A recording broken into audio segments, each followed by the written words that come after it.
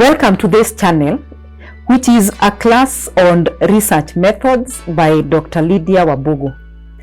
This is a class where we discuss everything social science research, from understanding the research discipline, research philosophy, the elements of scientific research, and the methodologies of conducting research.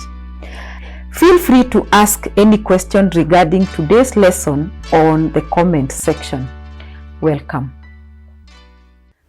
Welcome to today's lesson, where we shall finalize our discussion on elements of scientific research. We introduced elements of scientific research in lesson 3. So far, we have discussed the following elements. We have discussed concepts, constructs, variables, research problem, research objectives, research questions, and hypotheses.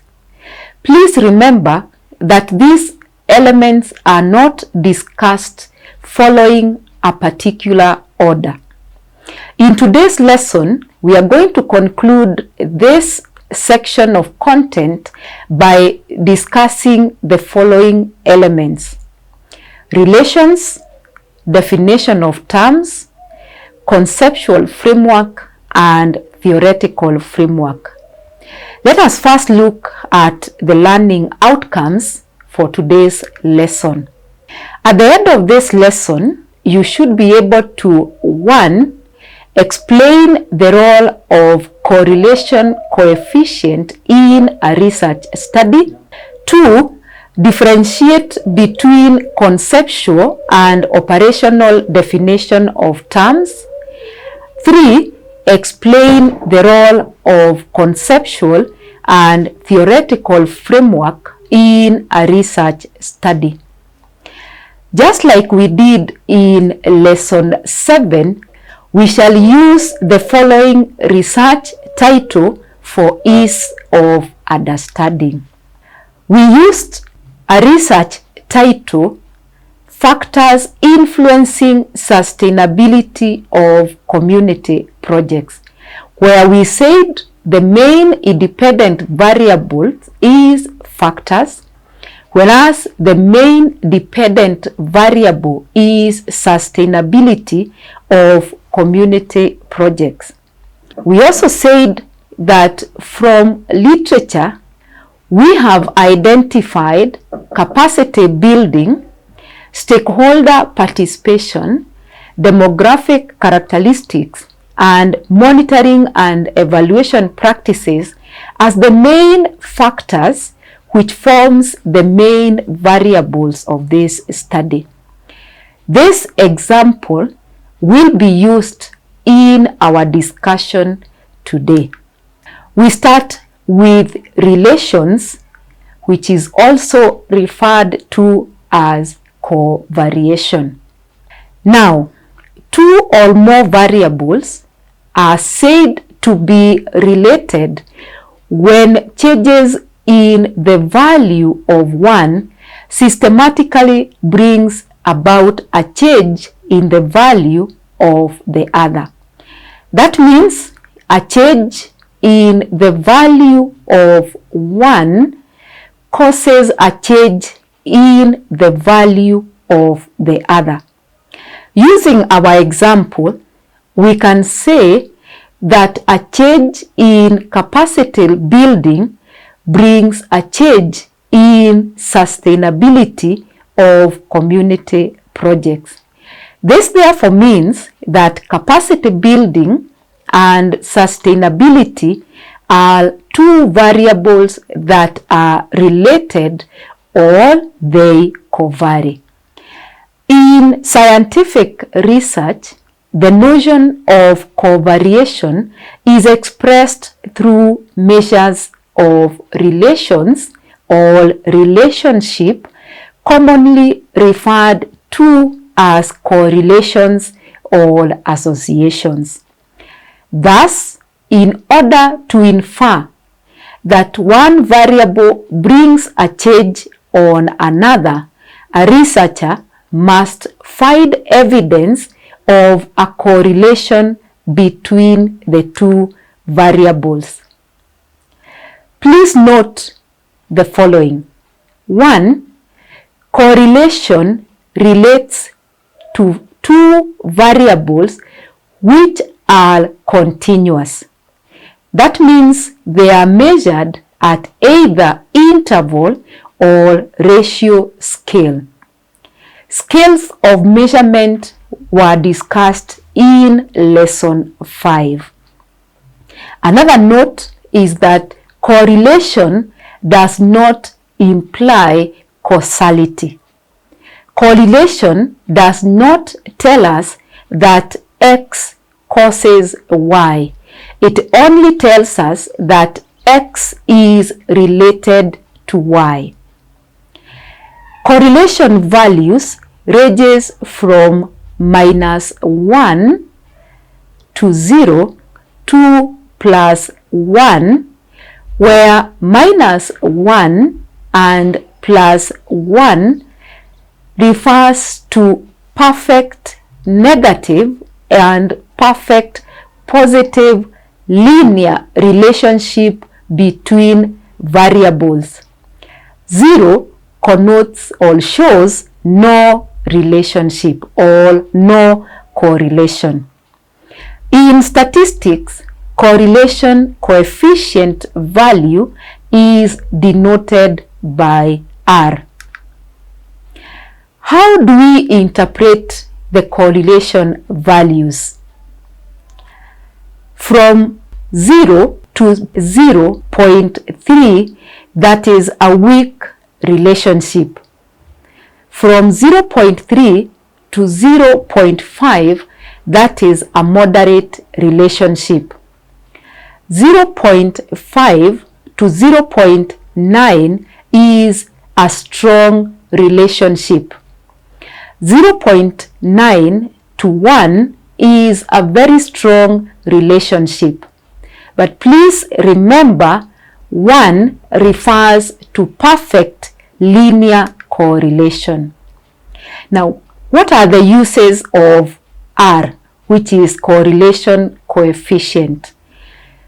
Correlation coefficient is used to show 1, the direction, and this is shown by the positive or negative sign, and magnitude, which is shown by the value of the correlation coefficient.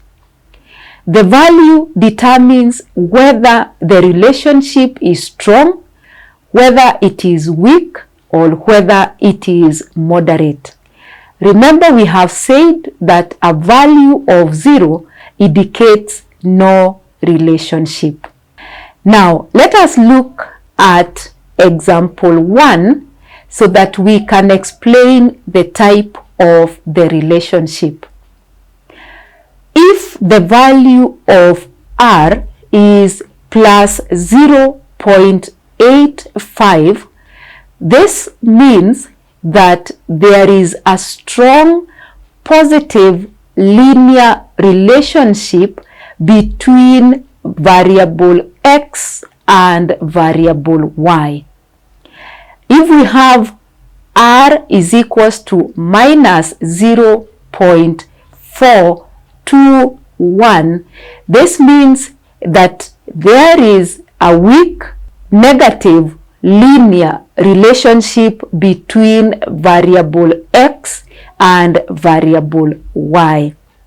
To show understanding, please try and interpret the R values that are given. Let's look at the second element, which is definition of terms.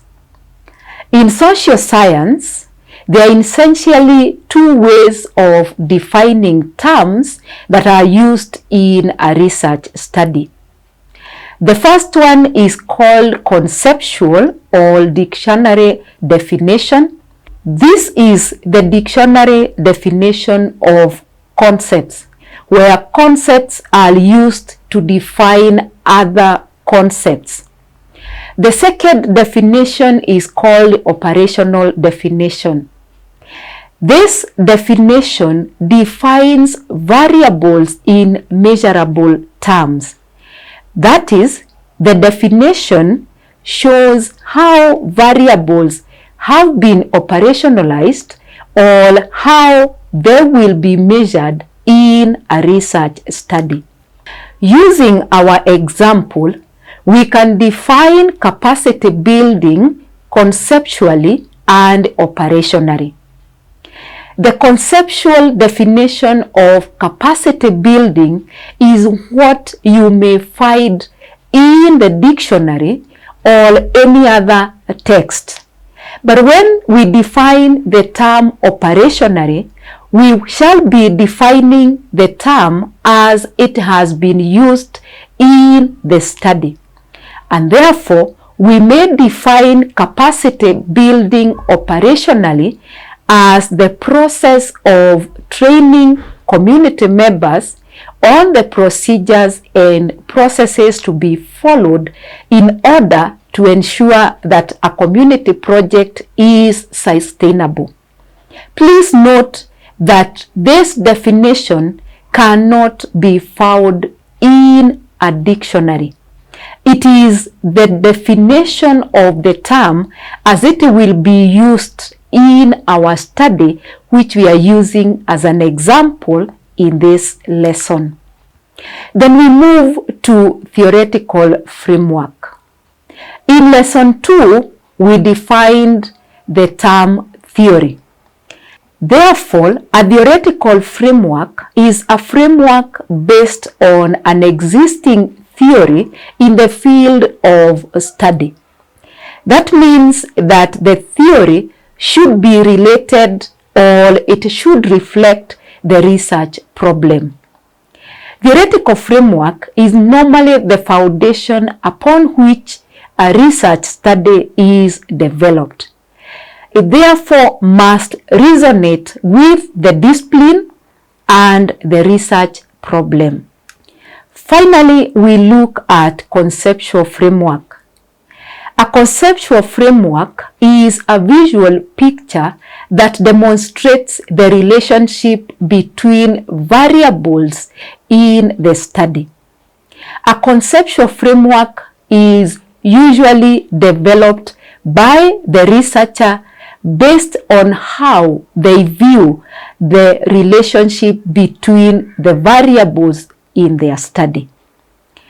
Please note that a conceptual framework must agree with the whole methodology of the study.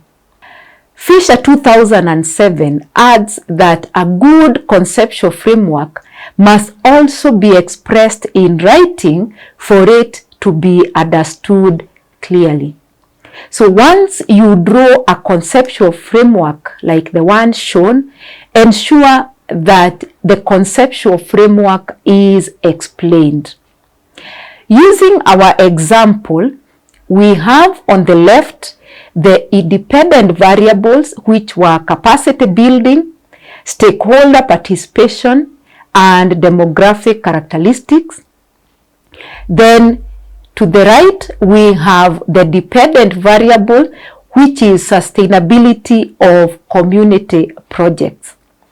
In lecture 4, we discussed types of variables that some confounds the study and others they moderate by either causing the change to increase or to decrease. And in this example, there is a provision for a moderating variable. Please note that we have shown indicators for capacity building. This therefore tells you that for each variable, be it IV, be it moderating, be it sustainability, which is dependent, or any other variable that you put in your conceptual framework, must be shown how it will be measured. And this is by use of indicators. This we need to take note of, that normally it is the IV that influences the DV, and this direction is clearly shown by use of arrows. Please, if we refer back to our conceptual framework, you can see the relationship is from the IV to DV, and the arrows are clearly shown. The second thing that we need to note is that conceptual framework, like we have mentioned, should be explained. And thirdly, each variable should have its indicators. Ideally, you should have at least 3 indicators that shows how the variable is being measured. For instance, we have shown the measure of capacity building in terms of number of trainings attended, mode of delivery of the training, and the content of the training. We have come to the end of our lesson today. Today we have discussed relations, definition of terms, theoretical framework, and conceptual framework as elements of scientific research. We have said that relations tells us the relationship or correlation between 2 variables. We have also discussed 2 types of definition of terms, which is conceptual and operational. We have said that theoretical framework is the foundation upon which we build our study, while conceptual framework is the visual picture of the relationship between variables. In our next lesson, we shall start a discussion on the research philosophy. I'm sure you do not want to miss this content, so please keep it here. Thank you for being part of this class today. I hope the lesson has been helpful. Feel free to comment, like, and share this video with your friends. If you'd like to attend more lessons like today's, please subscribe to this channel. Until the next lesson, it is bye for now. Thank you.